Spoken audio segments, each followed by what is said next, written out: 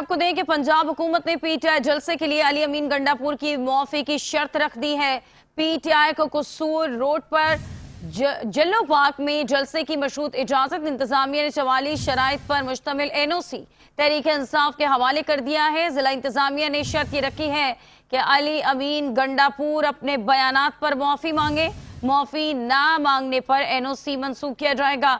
किसी भी नाखुशगवार वाक़े की सूरत में मुंतजमीन जिम्मेदार होंगे, जबकि लाहौर में बैरून शहर से जत्थे लाना भी ममनून करार दे दिया गया है।